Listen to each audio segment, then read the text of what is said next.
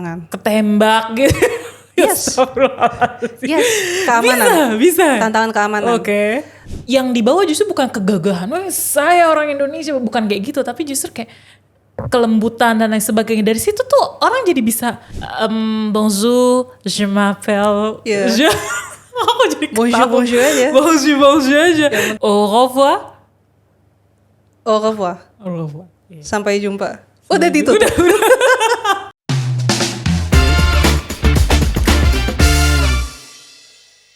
Assalamualaikum warahmatullahi wabarakatuh. Apa kabar semuanya? Teman-teman ambil kelas di rumah semoga sehat selalu. Karena si Ruru cantik ini juga sehat selalu. Pastinya mau memberikan informasi untuk anak muda ya kan. Dari studio lantai 3 PBNU gitu. Yaudah lanjut. Oke, so kali ini aku sudah bersama dengan seseorang yang sangat luar biasa, perempuan muda yang sangat aktif di dunia diplomasi. Beliau ini adalah Presiden OIC Youth Indonesia. Halo Kak Astrid Nadia Rizita. Kesini boleh ke kamera gak apa-apa? Ya, Assalamualaikum. Waalaikumsalam. Agak kaku gitu ya. Kalau sama saya jadi kaku-kaku say. Oke. So hari ini kita akan ngobrolin tentang anak muda dan diplomasi. Sebenarnya sejauh mana sih anak muda tuh bergelut di dunia diplomasi? Nah, OIC Youth sendiri ini kan OIC, berarti Organization Islamic Corporation ya kan, Youth Indonesia, which is cabangnya, chapternya dari Youth OIC di Indonesia kayak gitu. Tapi sebelum jauh kita ngobrolin tentang itu, boleh nggak sih sampaikan dulu sebenarnya diplomasi itu apa sih? Kayak gitu. Oke, pertama-tama terima kasih atas undangannya. I'm happy to be here. This is the first time di podcast bareng NU. Nama podcastnya Ambil Kelas, tolong digarisbawahi. Ambil Kelas. Nah, alright. Dan ini menarik ya, kita mengangkat soal diplomasi. Dan mungkin sebelumnya saya juga mau perkenalkan diri dulu, biar pada kenal. Karena kalau tidak kenal maka tidak tahu, baru tidak familiar dan tidak sayang. Aduh, kalau saya mau langsung jump up ke tidak sayang aja gitu. Jangan ketawa-ketawa sama Mas Aji. Oke. Jadi saya Astrid Nadia Rizkita, Presiden OIC Youth Indonesia atau Pemuda Oki Indonesia, dan juga ICYF atau Pemuda Oki Country Coordinator untuk Indonesia untuk kegiatan model OIC atau simulasi sidang OKI. Kemudian juga aktif juga di Pemuda Asia Afrika atau Asia Africa Youth Government sebagai board member, dan kini juga sebagai master student on public policy and young researcher. Terkait diplomasi itu adalah mungkin textbooknya ya. Kalau kita cek di Google or Britannica Encyclopedia, itu adalah seni dan ilmu bagaimana menjalin hubungan yang baik, baik dengan negara, dengan kelompok ataupun individu. Jadi itu adalah diplomasi. Kalau bahasa mudanya pendekatan gitu nggak sih? Betul. Salah satunya pendekatan, menjalin. Kalau kata kitanya bahasa kita itu menjalin silaturahmi, ya nggak sih? Tapi kalau bahasa lebih kerennya berdiplomasi, ya nggak sih? Nah, tapi bedanya mungkin kalau diplomasi antar negara, gitu. Ya, itu lebih spesifik ke between countries. Karena kalau tadi kan mungkin bisa lebih broad ya untuk negosiasi, lobbying. Tapi itu adalah turunan dari diplomasi. Jadi memang lintas negara skopnya. Skopnya lintas negara. Dan kalau OIC sendiri itu, OIC Youth Indonesia itu sebenarnya berperan seperti apa? Karena kan tadi disampaikan dari OIC Indonesia, ICYF dan lain sebagainya, ruang lingkupnya tuh ruang lingkup diplomasi antar negara. Tapi kalau youth-nya sendiri itu berperannya seperti apa? Jadi ini ada beberapa konsep ya. Bahwa tadi udah kita share apa itu diplomasi. Kemudian sebenarnya juga ada aktor-aktor diplomasi. Karena ini sangat luas. Mungkin kita lebih familiar dengan Kemlu. Tapi juga selain itu juga ada diplomasi parlemen. Sebagai wakil rakyat. Ada juga yang namanya Komisi 1 di DPR RI.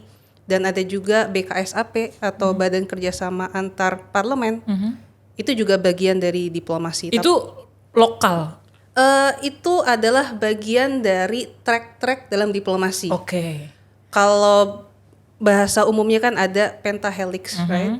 Ada 5, yaitu government, ada civil society atau community, ada private sector, karena apalagi sekarang Presiden Jokowi Ya. prioritinya adalah diplomasi ekonomi. Iya. Berarti ada sektor commerce atau bisnis, kemudian media sangat penting. Media sangat penting. Nanti kita bakal ngomongin media juga. Lanjut. Yang kelima akademia. Oke. Nah, ada juga track-track lain sebenarnya seperti funding, karena kan ada kegiatan lintas negara, Iya. funding, support, kemudian juga terkait academic institution turunannya juga ada riset, think tank, joint research, kemudian ada juga beberapa turunan lain seperti bahkan yang memang lebih spesifik gitu ya.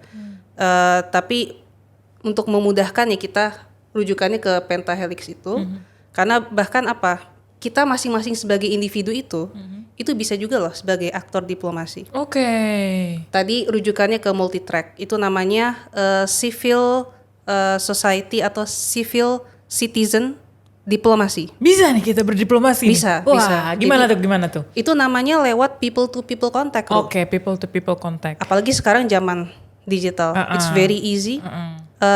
Ada juga rujukan undang-undang ya, yaitu Undang-Undang Nomor 37 Tahun 99 terkait hubungan luar negeri, bahwa selain state atau pemerintah, itu bisa juga oleh civil society atau LSM, ormas, private sector atau perusahaan, kemudian akademisi.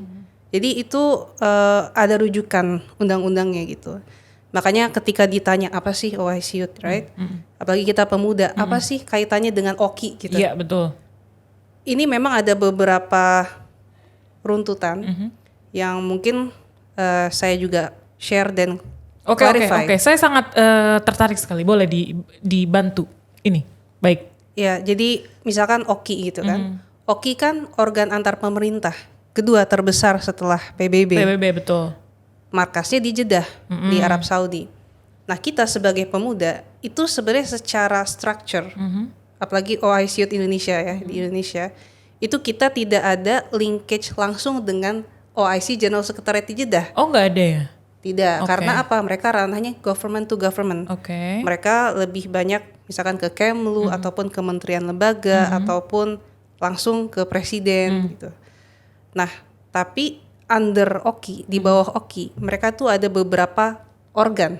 Oke. Kurang lebih seperti United Nations ada UNDP. Agensinya gitu ya. Oke. Nah, ada namanya Islamic Cooperation Youth Forum Oke. atau ICYF. Nah, kita memang lebih berkoordinasi, berkorespondensi, berpartnership dengan mereka. Itu tuh di ICWF tuh kita tuh sebagai anggota kita ikut gimana sih ngomongnya? Kita tuh mendaftarkan diri sebagai anggota atau memang kita dari masing-masing negara, dari 57 sekian negara, 56 negara. Betul. Anggota OKI ini apakah semua mereka punya perwakilan anggota gitu? Apa gimana? Yeah, that's a very good question. Kalau ICYF ya atau organ OKI yang di bawah kesekretariatan OKI itu jatuhnya adalah non-government. Oke, Non-government tapi international agency gitu. Oke. Mereka lebih banyak berkoordinasi dengan government gitu ya. Mereka pun statusnya diplomatik. Oke. Sehingga karena atas dasar itu mereka kan juga ada rules, ada charter siapa yang involved. Kalau mereka sebagai organ internasional tentu kan punya banyak member countries. Setiap member countries itu ada representatif negara untuk member organization. Nah, kita masuk di situ sebagai representatif member organization khususnya untuk model OIC project. Oke. Aku klarifikasi sekali lagi. Jadi masing-masing negara itu punya member organization. Betul. Kalau ada negara-negara yang kayaknya saya kayaknya nggak mau ikut deh. Itu bisa atau enggak? Atau mereka cuma kayak apa namanya? Apa ya namanya kalau dalam dunia diplomasi tuh kayak bukan penonton apa sih? Observer, peninjau. Observer, iya peninjau Iya, gitu. iya. Oh, bisa nggak atau gimana? Bisa. Kalau untuk observer itu lebih banyak dari mereka yang berasal dari Negara yang beda. Muslim minority, misalkan Eropa, Oke. Ukraina, Oke. Rusia, dan beberapa negara di Eropa, even Kanada, itu juga mereka ada representatifnya di Pemuda Oki. Oke. Tadi kita udah ngomongin tentang Oki ICYF. Sekarang kita kembali lagi ke diplomasi. Aku pernah membaca gitu ya satu informasi terkait dengan soft diplomasi. Banyak negara-negara yang actually dia kayak mempromosikan negaranya melalui soft diplomasi, bukan lagi dengan people to people, maksudnya kayak dari government ke government kita begini-begini dan lain sebagainya, tapi kayak dengan mempromosikan satu cultural cultural dari masing-masing negara itu. Soft diplomasi kalau misalnya Kak Astri lihat saat ini tuh sejauh mana dan efeknya tuh bener-bener bisa mempengaruhi anak muda gak sih? That's a very good question. Ada beberapa bagian untuk menjawab itu. Oke. Pertama terkait soft diplomacy, you got it right. It's not business as usual seperti yang dilakukan oleh pemerintah, karena yang dibahas kan lebih banyak politics, human rights, pokoknya heavy topics. Kalau soft diplomacy itu membahas lower issues atau lower politics, hal-hal yang ringan seperti culture. Education, ekonomi sebenarnya pertengahan. Karena apa? Misalkan kalau kita bicara soal hard power atau diplomasi yang lebih keras gitu ya, itu adalah ya udah bahas soal sanctions, military sanctions, economic sanctions. Makanya ekonomi di pertengahan. Tapi selain itu melalui isu-isu ekonomi pun kita pun bisa merangkul lebih banyak orang, karena itu kan hajat orang banyak. That's the first point. Second, terkait pemuda. Actually, kita rujukan tadi ya soal multi-track diplomacy. Apalagi pemuda kan basisnya di kampus-kampus nggak sih? Jadi kan runtutannya bisa banyak, bisa terlibat di even academics, diplomacy. Dan kita pun masing-masing juga. Peluang kan, kalau kita bicara soal peluang untuk anak muda, itu sangat banyak peluang. Pertama, untuk akselerasi, especially in this digital age. Why? Kita lihat bagaimana artificial intelligence, they dominate everything. Tapi people skills, connections, empathy, learning and sharing knowledge, best practices, itu yang kita butuhkan. So justru melalui soft diplomasi itu, ketika kita bahas bahwa ya kita meskipun misalkan sesama Oki, even ASEAN, kita pasti ada perbedaan-perbedaan. Tapi di tengah perbedaan itu kan banyak kesamaan. Pendekatannya culture, pendidikan.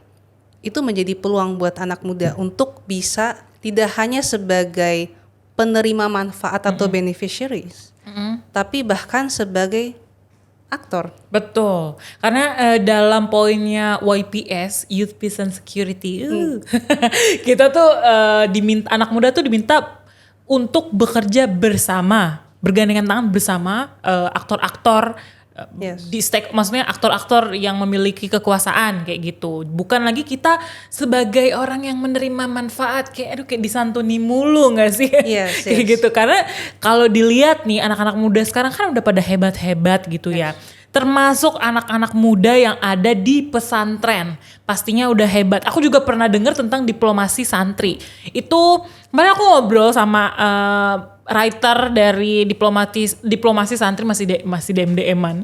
Jadi di situ tuh beliau tuh kayak menyampaikan di dalam bukunya itu kurang lebih beliau menyampaikan bahwasannya kita itu berdiplomasi itu sebenarnya tuh mengangkat nilai-nilai kepesantrenan, kayak nilai-nilai keislaman, bagaimana kita bisa respect each other, bagaimana kita dalam dalam mengkomunikasikan suatu isu itu kita menyampaikannya dengan tenang, ya kan, dengan peace dan lain sebagainya. Yes. Nah, sekarang banyak anak pesantren mungkin yang mungkin sudah tahu sebenarnya, ada Pak Dubes ini, ternyata di alumni pesantren, ada yang ini dan lain sebagainya. Tapi kadang tuh kita bingung gitu loh. Ya gimana sih cara biar jadi dubes tuh gimana? Harus masuk Kemenlu kah? Harus masuk organisasi internasional kah atau gimana? Mungkin teman-teman yang di rumah ini kan masih pada pelajar, anak muda kayak aku gitu. Dan aku tuh pengen tahu deh caranya gimana. Kak Astrid mungkin bisa ceritain di awal Kak Astrid tuh menggeluti dunia diplomasi tuh kayak apa gitu. Well, that's a very interesting question. And it was actually one of the questions that I've been waiting. Oke. Karena you mentioned about the youth peace security. There you go, Ruru juga mewakili pemuda Indonesia loh di acara ASEAN. Saya kemarin baru balik dari Laos, agak sombong sih. Welcoming speaker ya. Oh iya, welcoming speaker, jelas itu dari beberapa negara perwakilan ASEAN itu, anggota ASEAN itu saya menjadi Indonesia. Coba nanti dilihat di YouTube. Gak ada, kalau itu agenda-agenda khusus jadi tidak dipublikasikan. Tapi bisa lihat Instagram saya ada fotonya di situ. Yaudah, lanjut ke pertanyaan tadi. Yeah, that's great. Untuk kita bicara soal keterlibatan pemuda ya. Ini kan masuk ke ranah youth participation dalam decision making process. Memang tingkat tertinggi adalah ketika anak-anak muda dan para adults atau dalam hal ini senior ya, itu bisa di satu level. Bukan berarti setara. Karena of course pengalaman beda. Jam terbang beda. Selain usia ya. Usia beda juga. Paling tidak bahwa as you mentioned, pemuda itu bisa di satu ruangan, bisa duduk di meja yang sama, right? Itu adalah bentuk dari partisipasi pemuda tertinggi. That's the first one. Yang kedua terkait santri. Of course, you're also alumni pesantren. Jelas ya, kurang lebih agak lama saya di pesantrennya, agak jadi bangkotan gitu di pesantren. Gimana Bu? Dan terkait diplomasi pesantren atau bagaimana santri bisa take part, bisa berpartisipasi, bisa nanti terinspirasi oleh diplomat-diplomat senior yang berlatar belakang pesantren, itu adalah opsi yang sangat bagus ya. Bahkan itu sesuatu hal yang kita sangat butuhkan. Kenapa?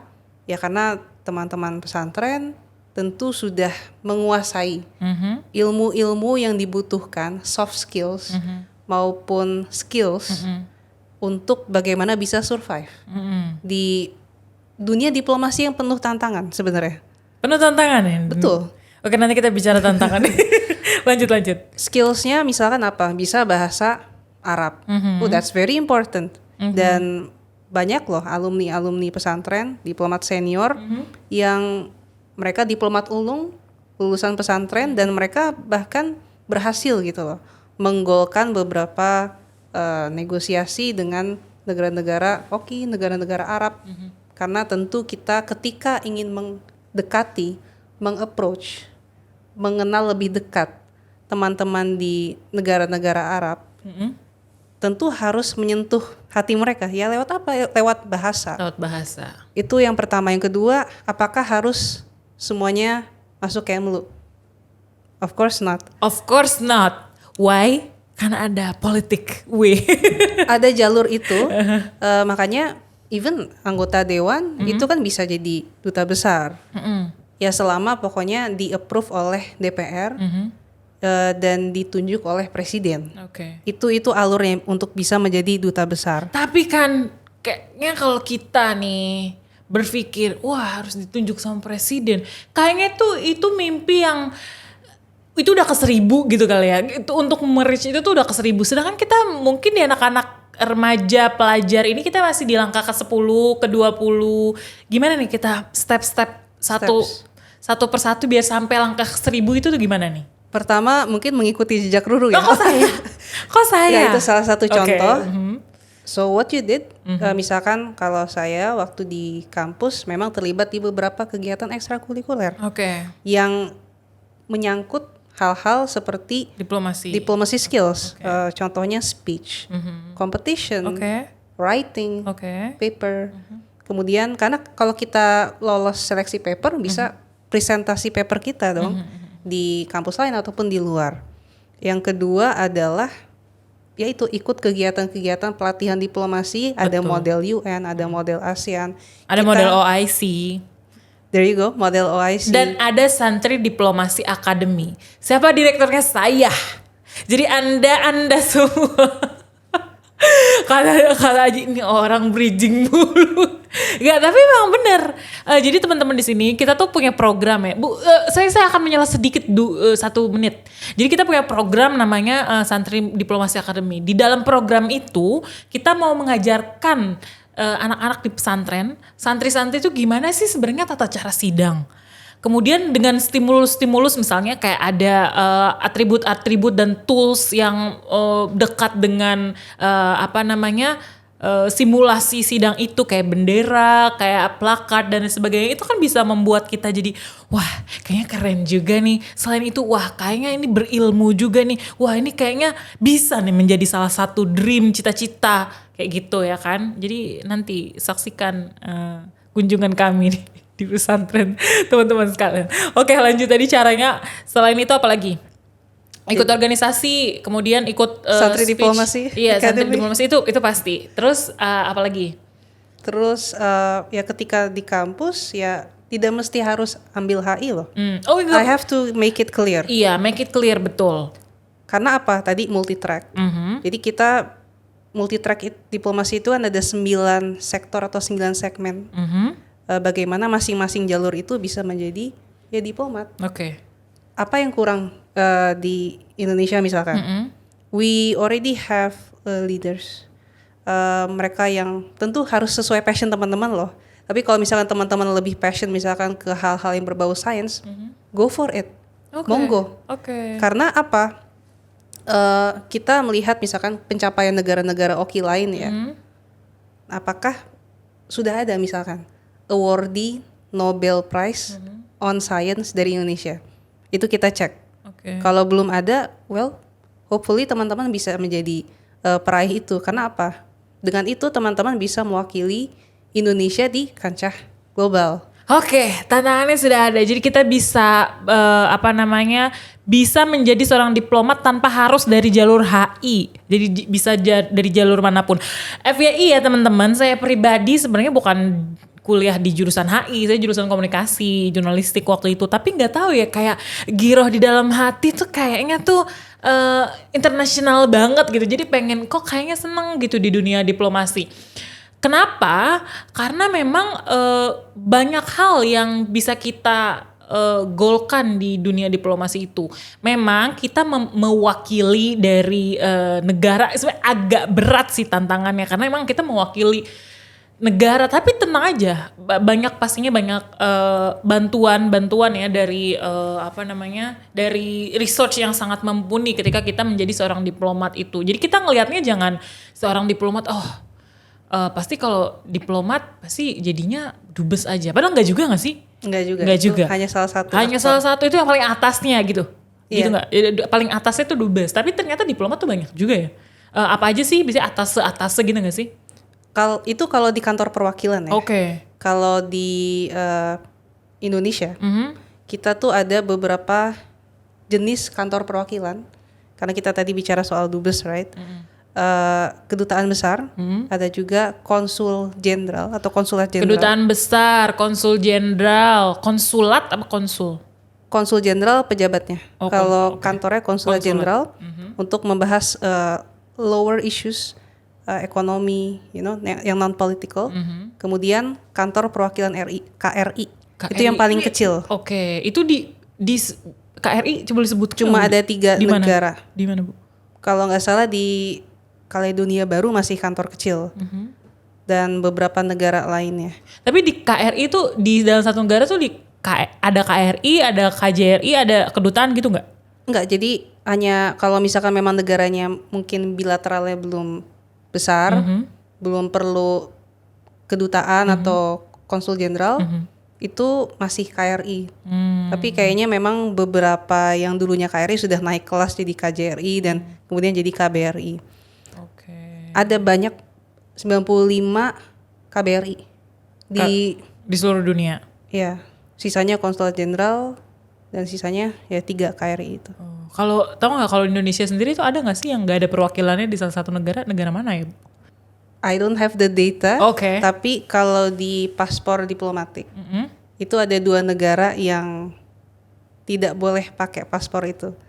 Yang pertama Israel, yang kedua Taiwan. Karena Gitu ya? Indonesia penganut One China policy. Oh. Kalau oke. Israel ya memang kita tidak punya hubungan diplomatik. Negara-negara lain contohnya Armenia setahu saya belum ada kantor perwakilan RI, masih merangkap dengan dubes Ukraina. Oke. Kemudian Georgia setahu saya juga belum. Oke. Jadi memang ada beberapa yang masih dirangkap. Oke. Baiklah, kita agak-agak melebar tapi nggak apa-apa, kita balik lagi ke anak muda lagi. Nah, tadi kan disampaikan juga kita tuh bisa berdiplomasi melalui media. Yes. Karena memang sekarang pegangan anak muda kalau nggak HP kekasih, bukan. Buku ya. Buku elektronik. Aduh, kenapa saya berpikiran seperti itu? Para kameramen senyum-senyum di sini, kamu jangan senyum-senyum. Oke, kalau misalnya kita anak muda nih ya, gimana cara berdiplomasi melalui media tuh gimana? Kalau misalnya kita lihat, emang kita punya handphone sih, tapi banyak juga yang gak memanfaatkan handphonenya dengan baik. Ada yang justru malah sedikit ya, kita positif sedikit aja yang memanfaatkannya mungkin dengan head speech dan lain sebagainya. Tapi kan pastinya kita berharap supaya kita bisa memaksimalkan kita penggunaan media ini dalam tujuan untuk berdiplomasi kayak gitu. Mungkin ada yang ingin disampaikan terkait itu. Well, mungkin sedikit background yang agak kita share belok-belok ke ya saya teman-teman ngomongnya. ya. Oke. Adalah again kita mendapat amanat dari preamble konstitusi bahwa ya kita harus ikut serta dalam perdamaian dunia, Perdamaian dunia, betul. Jadi itu menjadi salah satu landasan kita selain dari yang Undang-Undang 3799 tadi. Nah, artinya apa? Beberapa resources like of course media, karena kita ada jalur media. Apa yang kita perjuangkan? Nah, right? bingung, foto selfie kali. Foto selfie. Jadi memang ada haluan-haluannya. Oke. Selfie dalam mengikuti kegiatan apa gitu Oh kan gitu, misalkan. bagus. Iya, ini positif sekali Bu ini. Lanjut. Itu yang pertama. Yang kedua adalah misalkan memang ada isu-isu yang kita di Indonesia itu harus respon. Contohnya apa? Yang kemarin gempa di Turki. It's also part of diplomacy juga, bahwa ya mungkin kita bantu share, memberikan informasi kan ke teman-teman kita yang lain mungkin yang agak kurang bukan acuh ya, mungkin kurang tersentuh hatinya gitu nggak sih? Itu juga bisa. Saya sepakat sih dengan Ibu. Terus apa lagi? Terutama untuk penggalangan dana misalkan ya. So it's part of diplomacy as well. Yang kedua adalah misalkan ada hari peringatan internasional. Oke. Kita di pertengahan Maret ada hari peringatan Islamofobia, countering Islamofobia. Oh iya, aku dengar tuh. Itu sudah ada resolusi PBB-nya. Dan ya Indonesia sebagai negara negara populasi muslim besar, we can commemorate that. Kemudian misalkan International Youth Day ataupun hari peringatan negara sahabat. So it's part of diplomacy. Kenapa? Karena itu misalkan ya, apa sih gunanya misalkan Indonesia bergabung di banyak platform. ASEAN diikutin, ada juga turunan OKI itu ada Developing Aid, ada juga grouping of countries, misalkan gerakan non-blok itu masih ada loh. Ngapain ya diikutin semua tuh ngapain gitu. Nah itu adalah pertama kurang lebih sama seperti kita sebagai anak muda yang mungkin ikut di berbagai organisasi. Semakin banyak yang kita familiar, semakin banyak peluang-peluang untuk kolaborasi. Semakin, itu satu. Pertama. Yang kedua peluang untuk kolaborasi. Yang kedua ketika misalkan ya Indonesia mengalami kesulitan misalkan. Nah negara lain juga akan lebih cepat tanggap gitu loh. That's part of actually their response gitu ya. Begitu pula negara lain gitu. Yang ketiga adalah tentunya bisa menghasilkan lebih banyak manfaat. Oke. Di bidang? Ya di bidang apapun itu. Oke. Meskipun memang menurut beberapa pakar ya, bahwa ya apa sih yang membuat sebuah negara influential atau berpengaruh? Iya, kenapa tuh? Tidak jauh-jauh misalkan dari bagaimana kekuatan ekonomi. Oke. Right? Jadi itu semua berkaitan. Makanya saya bilang tidak semuanya perlu harus jadi duta besar atau harus jadi diplomat di Kemlu ataupun semua anggota DPR misalkan. Karena kan tentu ada mekanisme pemilihan. Tapi yang bisa kita lakukan paling tidak ya sebagai anak muda, and this is an encouragement, motivation buat teman-teman. Ya kalau kita berprestasi di ranah apapun, nanti bayangkan itu satu orang. Bayangkan nanti ada 100 orang berprestasi. Itu multiplier efeknya akan besar. Added value yang kita dapatkan sebagai sebuah negara as a country, itu kan bisa besar juga. Secara makro nanti competitive advantage, daya saing kita sebagai sebuah negara itu lebih tinggi. Betul. Hasilnya apa? Kita misalkan berdiplomasi. Misalkan I'm representative of Indonesia, you're representative of, for example, Nigeria. For example, ya kita akan meng-offer, akan menawarkan hal-hal yang mungkin akan menarik minat counterpart atau rekan kita dari Nigeria. Tapi lagi-lagi ini yang menjadi garis bawah ya, bahwa yang kita perjuangkan sebagai diplomat itu kepentingan negara kita. Ketika misalkan justru lebih banyak yang sisi negara lain yang lebih menang banyak, itu artinya kita kurang berhasil. Tapi tentu ya ketika kita berhasil adalah ketika negara yang kita hadapi itu tetap ingin mengikuti kita, tanpa ya yang pertama terpaksa atau tanpa harus, tapi memang ada kedekatan, ada trust, sehingga yang tercapai adalah ya dua-duanya dapat win-win solution. Iya, aku sebenarnya paham sih. Tadi disampaikan bahwasannya anak-anak muda kalau misalnya kita memiliki hal yang bisa dilihat oleh negara lain dalam tanda kutip karya-karya anak-anak muda, itu emang kita akan lebih dipandang baik dari segi apapun itu gitu ya. Misalnya kayak gini, kayak baru-baru ini ada anak perempuan yang dia tuh melukis bajunya Billie Eilish. Oh yes. Baju kayak apa sih? Baju untuk konsernya dia itu lah. Itu kayak anak 17 tahun dari Indonesia, which is banyak orang yang akhirnya dari negara tersebut, bajunya itu dipakai Billie Eilish. Aku mau pesan.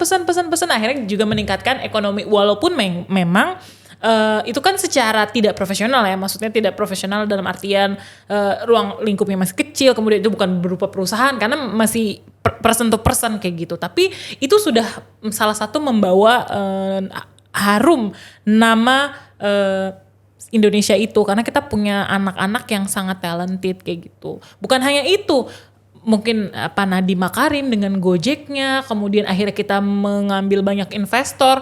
Kemudian aku juga pernah dengar anaknya Pak Jokowi itu siapa, Mas Gibran itu. Mas Gibran itu dia tuh sampai bilang kayak gini, oke, kalau pemerintah nggak punya uang nggak apa-apa, kita bisa cari investor. Artinya apa? Dan dia tuh ngomongnya kayak santai itu, artinya memang Indonesia tuh banyak sekali potensi-potensi yang untuk orang-orang di luar Indonesia, negara di luar Indonesia tuh tertarik dengan banyak hal di Indonesia, bahkan sampai mau investor dan sebagainya. Masjid sekalipun aja disupport dari MBZ kalau nggak salah ya kan. Iya, yang di Solo. Gitu, yang di Solo itu bagus banget. Which is kita sebenarnya banyak sekali hal-hal yang memang menarik gitu. Apalagi kemarin kita G20, kemudian tahun ini kita di ASEAN. Aduh, kayaknya Indonesia menjadi primadona ya di tahun-tahun ini, ya nggak sih? Kalau ngomongin tentang ASEAN anak-anak muda udah melakukan apa ya untuk presidensi ASEAN ini? Ya, terkait presidensi ASEAN, ini kan sebenarnya di under ASEAN mereka kan ada beberapa pilar, economic, political, social pilar juga. Mereka kalau di ASEAN Secretariat memang ada beberapa partner institutions atau under bow-nya mereka yang memang tiap tahun, terutama apalagi tahun ini ya, mereka akan hosting beberapa kegiatan. Oke.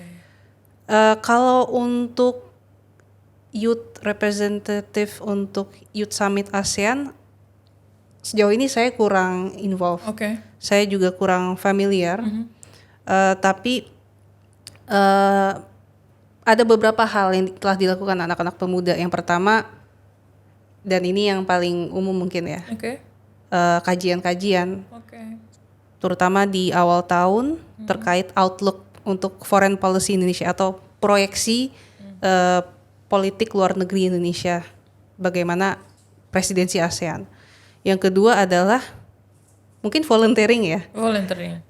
karena pemerintah under ASEAN kan memang ada beberapa rapat-rapat yang sifatnya high level atau yang di leading oleh kepala negara ataupun menteri luar negerinya. Oke. Tapi under high level itu, tapi ini high level juga, maksudnya selain dua hal tadi ada juga rapat-rapat kementerian.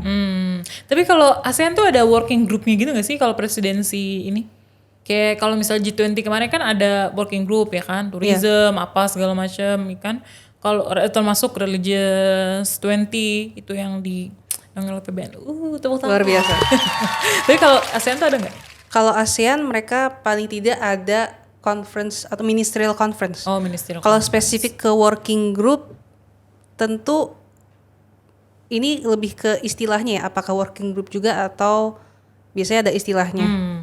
Yang aku tahu sih emang Kemlu ada ministerial meeting ya kemarin, dapat informasi gitu kan, sekelebat informasi tentang ministerial meeting yang akan diadakan di Labuan Bajo kayak gitu. Nah, anak mudanya nih ditunggu kira-kira akan seperti apa ya langkah ke depan anak muda terkait dengan presidensi ASEAN ini. Kayaknya namanya bukan presidensi deh, apa ya? Chairmanship. Keketuaan. Chairmanship. Nah, ini juga sebenarnya penting ya buat anak-anak muda Indonesia termasuk santri ini, kita bagaimana kita juga bisa ikut berpartisipasi dalam chairmanship ASEAN ini. Mungkin kita bisa menggelar banyak banyak kegiatan kolaborasi, seminar, talk show dan lain sebagainya gitu, karena memang isunya ini sangat luar biasa dan kita harus bangga menjadi ketua ya. Kita Indonesia bukan mengambil alih, maksudnya ditunjuk sebagai ketua gitu, walaupun emang sebenarnya bergilir sih ya kan, tapi kan bangga lah gitu. Jadi kita harus ikut berpartisipasi terkait dengan chairmanship ASEAN ini. Balik lagi ke diplomasi. Ya iya loh, ngomongin diplomasi masa. Kadang-kadang kita tuh harus melalang buana dulu sebelum kita kembali ke tema intinya, Bu. Tapi tadi ngomongin tantangan di diplomasi, apa sih emang tantangannya? Ada tantangan-tantangan yang sifatnya lebih ke personal. Oke. Terutama bagi mereka yang diutus. Seperti apa tuh? Ditugaskan di negara lain. Misalkan kalau misalkan negara yang ditugaskan itu hardship. Hardship itu misalkan rawan konflik, perang gitu ya. Perang. Nah, itu tantangan. Ketembak gitu. Yes. Yes, keamanan. Bisa. Tantangan keamanan. Oke. Yang kedua adalah terkait relokasi yang sering. Oke. Perpindahan sehingga ya misalkan keluarganya atau dianya pun harus adjusting. Oke. Tapi ada pengalaman itu nggak? Saya dengar bapak Anda diplomat kan? Iya lah. Dulu. Iya, mantan diplomat dan itu berpengaruh ya dalam psikologi anak.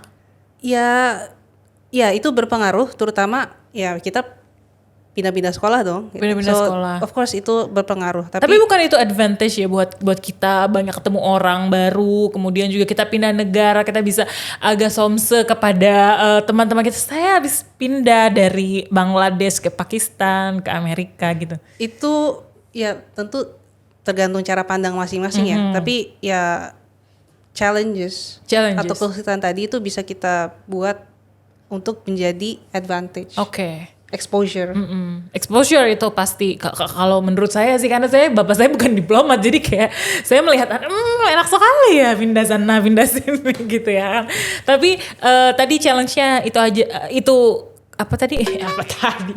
That's personal challenge. Relocation. Nah kalau yang other challenges itu ketika in action ya, atau ketika bertugas. Bernegosiasi misalnya. Negosiasi bagaimana kita berhadapan dengan berbagai macam negara, right? We talk about ASEAN. ASEAN mungkin cenderung lebih iya gitu karena kan. Iya betul. Iya memang dekat, kemudian juga heterogen, tapi tetap lebih majemuk, right? Yang kedua misalkan even UN, kita approach ke orang Eropa gimana? Kan mereka lebih kayak orang AS kayak gimana? Orang Inggris kayak gimana? Orang Timur Tengah kayak jadi gimana? kita emang harus mengetahui sisi emosional, psikologi, kemudian juga culture juga ya kan, tadi disampaikan terkait dengan bahasa dan sebagainya. Aku tuh pernah dengar ya Bu Menlu Retno tuh dulu waktu lagi dalam negosiasinya tuh dia kayak membawa kayak emosi terkait dengan saya ibu juga loh, ketika kalau nggak salah tuh isunya perempuan Afghanistan kalau nggak salah ya, tahun lalu berarti. Tahun lalu kalau nggak salah. Jadi kayak saya perempuan juga loh, saya ibu juga loh, bagaimana perasaan dan lain sebagainya. Memang dari situ tuh yang dibawa justru bukan kegagahan, wah saya orang Indonesia, bukan kayak gitu, tapi justru kayak kelembutan dan lain sebagainya. Dari situ tuh orang jadi bisa ngerti gitu, dan juga oh ternyata memang seharusnya kita mengambil langkah-langkah ini kayak gitu. Ternyata yang langkah-langkah kita ambil tuh ternyata merugikan banyak pihak dan lain sebagainya kayak gitu sih. Jadi memang kita perlu banyak mengetahui, diplomasi ini erat kaitannya dengan psikologis, emosi, kemudian culture dan lain sebagainya.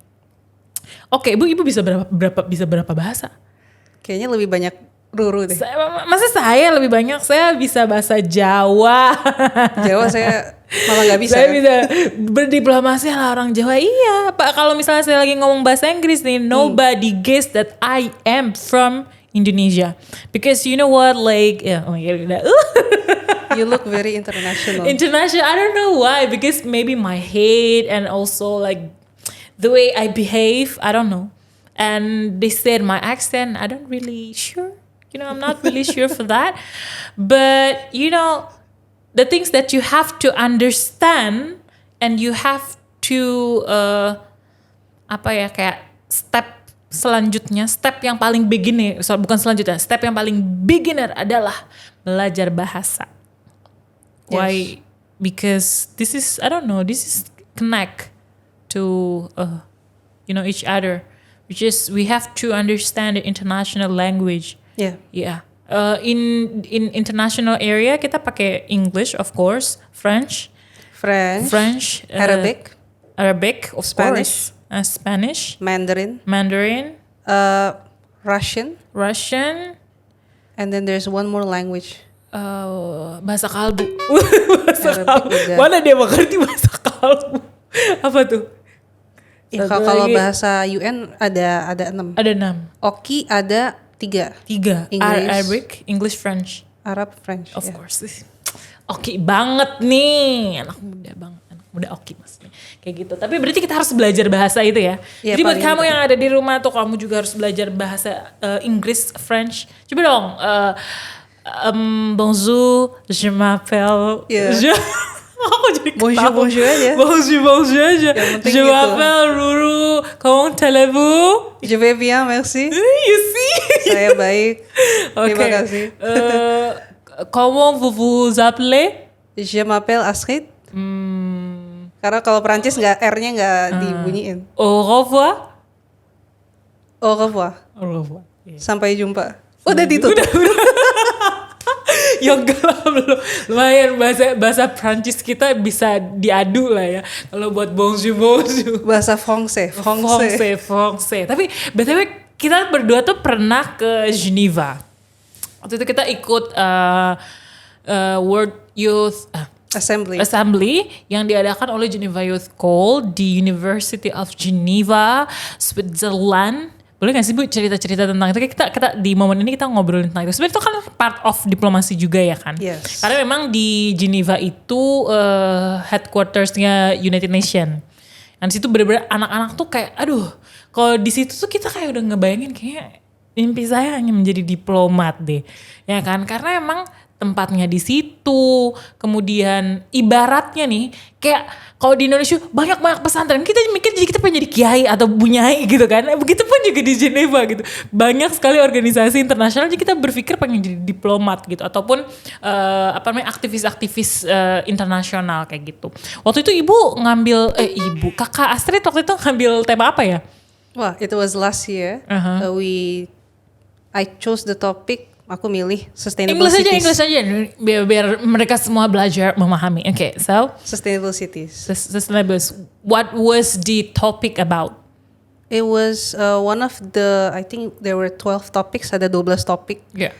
Bahkan ada juga yang bahas soal bagaimana air. Yeah, clean water. My own was sustainable consumption and production. It was like, you know what, we were talking about wasting meat. Like actually here in Indonesia kita rebutan sama daging.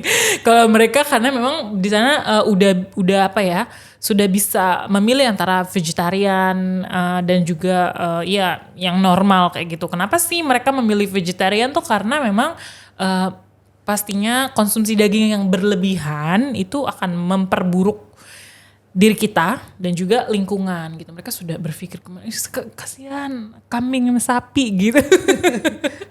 Bayangkan udah sampai berpikir sampai situ. Waktu itu sustainable cities, apa tuh yang dibahas tuh di sustainable cities? Bahasannya memang makro. Bagaimana suatu kota itu bisa lebih sustainable, maksudnya berkelanjutan. Hemat energi dan lain-lain. Tapi karena saking banyak turunannya itu, akhirnya kemarin kelompokku itu fokus bagaimana agar tiap unit rumah itu tidak boros listrik, tidak boros energi, tapi tetap bisa masak gitu. Nah, contekannya apa tuh? Tidak boros nih. Akhirnya pertama. Yang kedua yang disepakati juga bagaimana mengurangi polusi dari pollution atau emission dari rumah. Sehingga kemarin salah satu usulan, meskipun memang implementasinya juga masih ongoing, adalah bagaimana kita bisa menggunakan kembali cara-cara memasak yang based on local wisdom, tradisional. Gitu. Pakai areng gitu maksudnya? Ada yang karena kebetulan yang aktif kemarin tuh dari Kamerun, Oke. Jadi dia sharing experience. Negara Afrika gitu ya kan. Yeah. Jadi kita suruh balik lagi ke zaman pakai batu gitu kan untuk sustainable cities dan energi ya kan. Karena emang itu sangat menghemat lah ya ibaratnya kayak gitu. Terus. Tapi memang kemarin perdebatannya lumayan panjang ya. Karena ada yang bilang ya justru kalau kita pakai metode itu justru tetap polusi dong gitu. Kalau listrik kemarin juga jadi salah satu opsi. Akhirnya ya memang ada beberapa bauran atau gabungan metode lah. Yang pertama menggabungkan metode tradisional tadi untuk beberapa jenis makanan. Yang kedua adalah saya tadi sebut listrik ya, itu gas. Tapi agar tiap rumah itu yang belum familiar dengan electric stuff atau kompor listrik itu bisa mulai pakai. Karena di Eropa ya kompornya juga memang bukan kayak kita yang iya mereka pakai kompor listrik kan kayak yeah. langsung gitu loh. Kayak emang canggih banget sih. Tapi ya udahlah. Jadi itu karena saking spesifiknya. Karena kalau kita bicara soal transportasi juga bisa. Tapi kemarin konsensusnya lagi-lagi kan kita bicara soal bagaimana semua itu bisa sepakat ya. Ya kita akhirnya ya bagaimana biar masing-masing rumah lah bisa sustainable dulu. Iya sih, memang seru-seru banget. Di tema aku adalah tadi sustainable consumption and production. ya itu reduce daging itu gitu. Saking banyak ini kita pas kurban aja kayak kita euforia nggak sih? Tapi overall sebenarnya kita memang kita penting sih untuk membahas hal-hal yang sebenarnya negara-negara maju tuh udah membahas itu. Apalagi di dunia diplomasi tuh memang isu-isunya tuh bukan hanya isu-isu yang what is happen gitu, tapi kayak yang belum juga udah dibahas juga kayak gitu. Apalagi kan pastinya ya kerugian negara atau enggak keuntungan negara itu kan sangat berkaitan sekali kayak gitu. Nah sekarang gimana tuh caranya bisa sampai Geneva, Switzerland tuh gimana tuh caranya tuh? Ya kan? Bisa ikut berdiplomasi dengan anak-anak muda di seluruh dunia tuh gimana caranya? Ya, jadi kalau kemarin kita memang apply. Akhirnya melewati seleksi application dan SI singkat ya, Ru. Tapi selain itu memang ada banyak sekali kesempatan buat teman-teman yang mau ikut serta dalam kegiatan-kegiatan internasional. Iya, gimana sih caranya? Aku kan suka bingung-bingung gitu, aku kan sebagai orang awam. Padahal saya jalan-jalan mulu. Oke. Ada beberapa opsi, misalkan kalau teman-teman memang minatnya untuk di dunia akademisi, kan ada banyak international conferences. Tapi memang harus kita pilih yang mana yang kredibel. Itu biasanya diselenggarakan oleh kampus-kampus ternama di luar, dan biasanya pengumuman itu juga di-share kok di kampus-kampus. Oke. Itu yang pertama. Yang kedua, kegiatan ekstrakurikuler. Let's say teman-teman minatnya di debat, minatnya di speech, bahasa Inggris atau bahasa Arab ataupun bahasa asing lainnya, itu juga udah mulai kok ada banyak lomba-lomba. Ada regional competitions. Kalau yang kita lakukan kemarin itu kan kita namanya conference hunting ya. Ada conference apa sih yang diselenggarakan tahun ini, misalkan syaratnya apa sih gitu kan? Apakah seleksi, apakah cukup apply? Karena nanti akan biasanya ada juga segmentasi tersebut agar apa? Kita bisa tahu oh ini kegiatannya fully funded atau di cover semua atau tidak. Berarti ada yang di cover semua, ada yang enggak juga ya. Sebenarnya kalau enggak juga kita juga bisa mencari cara-cara lain. Ya kan, salah satunya dengan sponsor, karena memang dalam satu perusahaan itu biasanya dia punya dana-dana CSR. Tapi yang perlu diperhatikan adalah kalau itu connect dengan peruntukan CSR itu, kayak gitu. Tematiknya. Iya, tematik biasanya sangat mempengaruhi. Jangan sampai kita ngomongin sustainable consumption and production, kita kemana ya, ke lembaga yang perusahaan which is dia ngomongin listrik misalnya, kayak agak-agak gimana ya, agak kayak kurang nyambung misalnya. Kalau ngomongin sustainable cities bisa ke perusahaan-perusahaan yang kayak gitu. Jadi itu jangan dibuat sebagai kendala alasan, karena anak muda itu bisa melakukan banyak hal, baik dari kolaborasi ya kan, karena kita tuh nggak apa-apa kalau salah, karena masih muda, jadi nggak apa-apa, masih banyak melakukan kesalahan kayak gitu. Itu udah kita ngomong udah hampir 1 jam gak sih Mas Haji? Udah hampir 1 jam, agak panjang lebar, kali kanan kali kiri. Oke. Nah kalau sebagai perempuan diplomasi, sekarang perempuan kesulitan gak? Sebagai perempuan? Iya. Sekarang. Karena kalau kita bicara soal challenges tadi, memang ada beberapa challenges untuk women diplomats. Kenapa tuh? Ya karena kan responsibility-nya banyak. Udah ada banyak tugas kok. Oke. Dan tugas seorang diplomat karir misalkan ataupun anggota dewan ataupun orang-orang yang memang aktif di dunia ini, ya harus selalu update, harus selalu update. Mobile artinya ya kita harus banyak travel. Gitu loh. Kalaupun tidak traveling ke luar negeri, tentu harus bertemu dengan banyak orang. Artinya apa? Responsibilities lain, either as a mother, right, or as a sister, or as a daughter, itu juga kayak berkurang. Aduh, yang penting bisa bagi waktu sih ya, itu lebih ke bagi waktu. Tapi banyak kan ya diplomat perempuan. Menlu kita? Iya itu anak mudanya maksudnya Bun. Oh iya. Udah mulai banyak. Karena ya itu support sistemnya juga tentu luar biasa. Jadi buat kamu yang mau menjadi seorang diplomat perempuan itu sangat terbuka lebar sekali. Yang penting harus memupuk dari awal. Tadi sudah disampaikan bahasa, kemudian networking, ikut organisasi, kemudian ikut memahami isu-isu internasional kayak gitu ya. Terus banyak banget peluangnya. Tapi kadang tuh masih ada juga, kita udah berusaha semaksimal mungkin gitu kan. Tapi kadang kok gak nyampe-nyampe ke situ. Itu tuh gimana ya? Gak nyampe-nyampe ke poin kok kita gak jadi diplomat gitu. Oh ya, teman-teman berarti harus familiar dengan jalur-jalurnya. Iya, itu juga jalurnya udah bener belum? bener. Jangan-jangan kamu mau jadi diplomat, kamu dagang soto. Sangat tidak nyambung gitu ya kan. Tapi oke lah. Itu bisa membuat stimulus dari teman-teman sendiri, kayak dunia diplomat tuh nggak semenyeramkan itu, karena kita nggak sebergengsi itu gitu, karena memang banyak sekali kategori-kategorinya ya. Bahkan tadi anak-anak muda juga bisa melakukan cara-cara diplomasi melalui satu genggam handphone ini. Ya, satu alat yang sangat luar biasa ini bisa menyebabkan masalah dan juga bisa menimbulkan kekayaan. There's one more thing. Oke. I forgot.